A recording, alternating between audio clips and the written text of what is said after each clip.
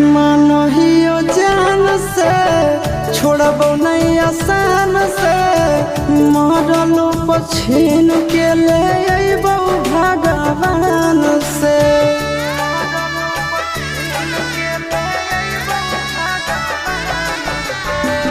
मानहियो जान से छोड़बो नहीं आसान से मरलो पछीन के ले अइबो भगवान से।